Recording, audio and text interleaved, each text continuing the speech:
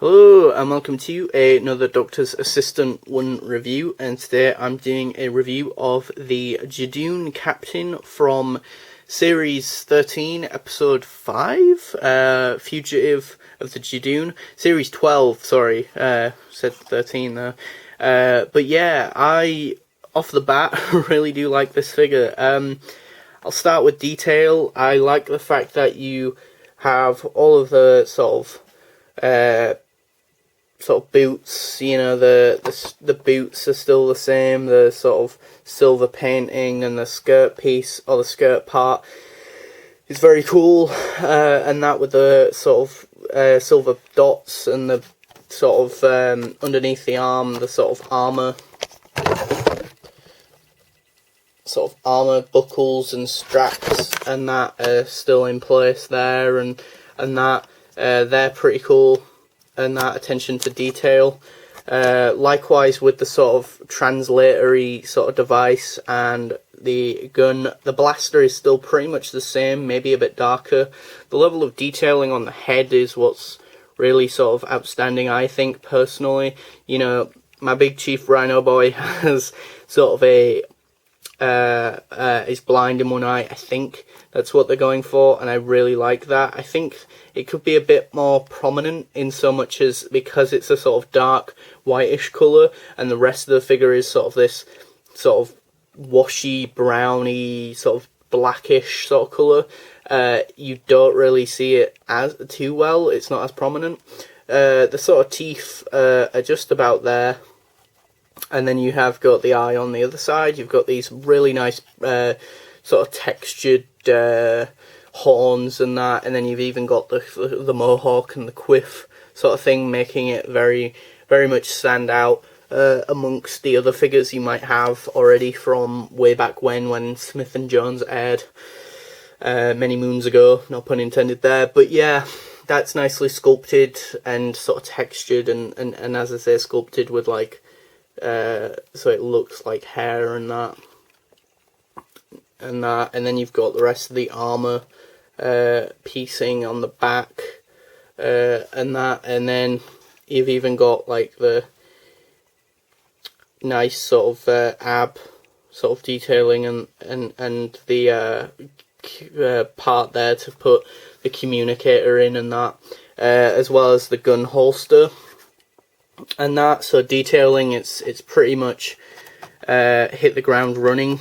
The only problem with this figure for me personally is that this hand there on my one is very flimsy and consistently keeps falling off, which is very irritating.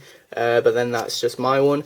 Accessory wise, the Judoon Captain comes with the trusty blaster, as well as I say, the sort of stamp thing, or one of them is to sort of translate the translator, and one is the stamp, I think, or something to that effect, and they're nicely detailed with sort of silver and red here and there, and they're nicely placed on the figure, but you can of course take them off and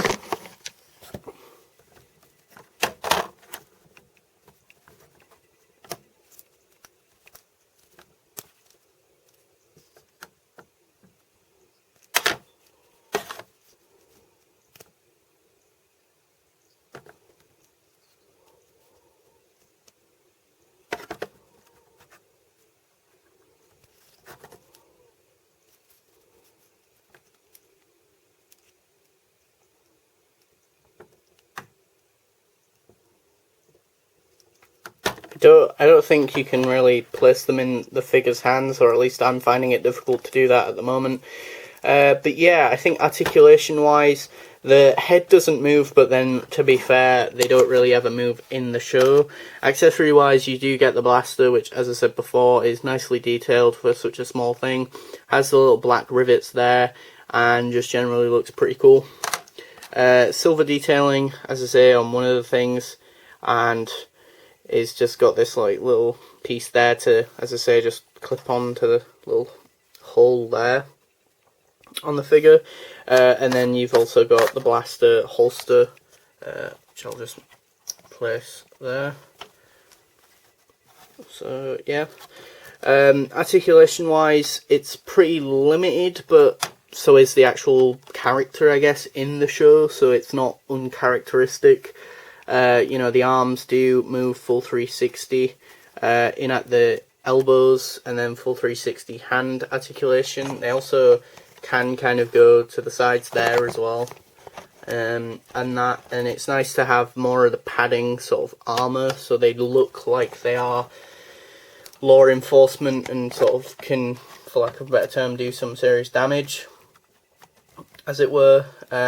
What else? The knees, they can go in at the knees, but is obviously somewhat hindered by the skirt piece and that. And I am pretty sure you can move the feet to the side. Yes, you can. Yep, you can move the feet to the side like so, if you really wanted to do that, which is always nice, I guess. Yeah, and the feet are a bit heavy, I guess, and I'm pretty sure you can move them at the waist. Is there any waist articulation? Yeah, there's waist articulation as well, so even though you can't move the head, you could move the waist as such, although it does look a bit really sort of weird and that personally, but yeah, so articulation's okay, and that, you know, it's quite limited, but as I said before, as a character within the context of the show, the articulation and or movement of the judoon within the show is quite limited, so it'd be even weirder if they did have lots of articulation as a figure, and then in the show they weren't that articulated, and you'd just be a bit like, oh well, my action figure and my toy is a bit better than this, what I'm seeing on screen. So it's an accurate depiction of what we see on screen in Fugitive the Judoon and that, and it's a nice sort of variant of a judoon that you can add to hopefully your pre-existing collection of judoon, and that if you have them already, and if you don't, this is a brand new figure for you. So yeah, it's a win-win either way, really. I think I'd give this figure a well-earned sort of 8 out of 10. It's a 7 out of 10. Sorry. I'd dock it a point because of the limitation of articulation. But then it does come with really good accessories. It does look like the thing that it's trying to depict and that. So yeah.